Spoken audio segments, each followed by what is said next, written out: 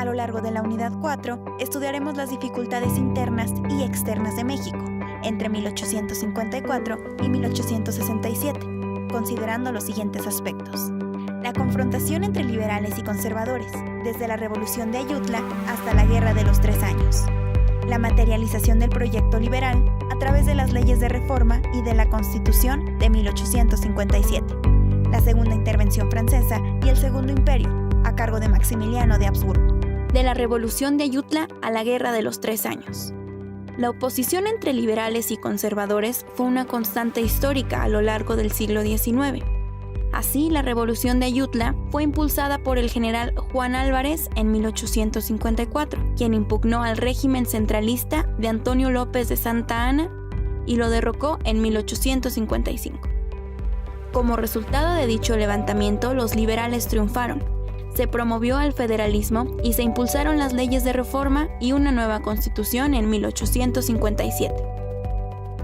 Mas no conformes con el proyecto liberal triunfante, los conservadores rechazaron las reformas y la constitución de 1857 mediante el Plan de Tacubaya en diciembre de ese año, dando origen a la Guerra de Reforma de los 3 años.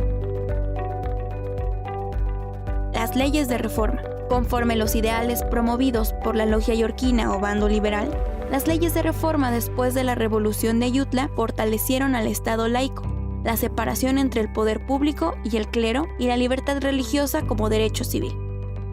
Pero fue necesario poner límites al poder conservador.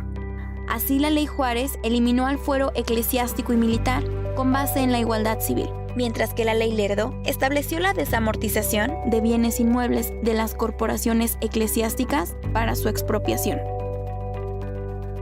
Constitución de 1857. Conforme los preceptos liberales, Ignacio Comonfort promovió las reformas y después convocó a un Congreso Constituyente en 1856. Dos tendencias se manifestaron al interior de dicho Congreso. Por un lado, los moderados, que proponían mantener vigente la Constitución de 1824 y la República Federalista. Por otro lado, los liberales puros, quienes enfatizaron al Estado laico y pugnaron por erradicar al catolicismo como culto nacional.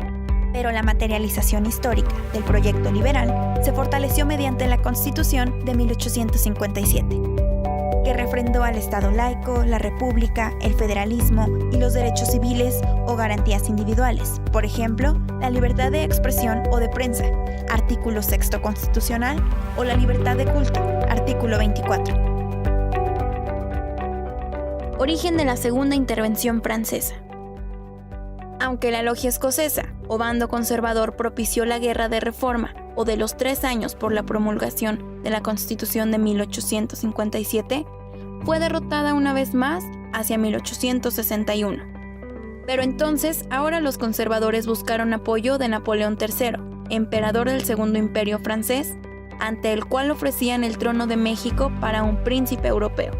Auspiciadas las ambiciones imperialistas de Napoleón III por su alianza con los conservadores en México, el emperador francés justificó una intervención armada a partir de un decreto de moratoria anunciado por el entonces presidente de México, Benito Juárez, en julio de 1861. Pero, ¿cómo sucedieron los hechos durante la Segunda Intervención Francesa? Sigamos la secuencia cronológica. En julio de 1861, Benito Juárez decretó la moratoria y en octubre de ese año, Francia, Inglaterra y España firmaron el Tratado de Londres para exigir la suspensión de dicho decreto. Por su parte, Estados Unidos había iniciado la Guerra de Secesión, razón por la cual no podía impedir la inminente intervención tripartita contra México. En febrero de 1862, el Tratado de la Soledad anuló la moratoria y anunció que México pagaría puntualmente sus deudas. España e Inglaterra cesaron sus hostilidades, pero Francia mantuvo su propósito intervencionista. Fue el 5 de mayo de ese año que el general Ignacio Zaragoza derrotó a las tropas francesas a las afueras de Puebla. El Segundo Imperio a cargo del archiduque Maximiliano de Habsburgo. Aunque Napoleón III sufrió una derrota inicial ante el general Zaragoza, logró consumar la intervención francesa en México durante los siguientes meses. Y entonces el emperador francés promovió una junta de notables en alianza con el bando conservador hacia julio de 1863, la cual ofreció el trono de México a Maximiliano de Habsburgo, al frente de una monarquía católica y moderada. Tras firmarse el Tratado de Miramar entre Napoleón III y Maximiliano, este se instaló con su esposa Carlota Amalia de Bélgica como pareja imperial en México hacia abril de 1864. Maximiliano siguió una política liberal que, sin embargo, no le permitió atraer la confianza de la logia yorquina, pero sí logró distanciarlos de los conservadores. Derrocamiento de Maximiliano. Ya distanciado el emperador y el bando conservador, sobrevino la caída del Segundo Imperio.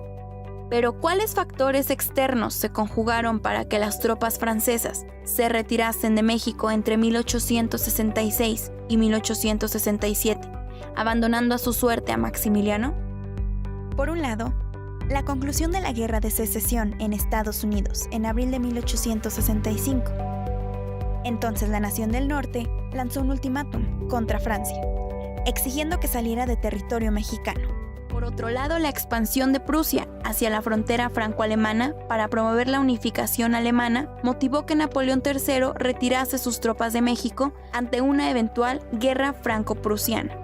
Derrotado por los liberales, Maximiliano terminó por rendirse en el sitio de Querétaro el 15 de mayo de 1867. Fue procesado por una corte militar y fusilado junto con los generales conservadores Miguel Miramón y Tomás Mejía, en el Cerro de las Campanas, Querétaro, el 19 de junio de 1867. La República restaurada. Una vez más, el bando liberal obtuvo el triunfo tras la caída de Maximiliano.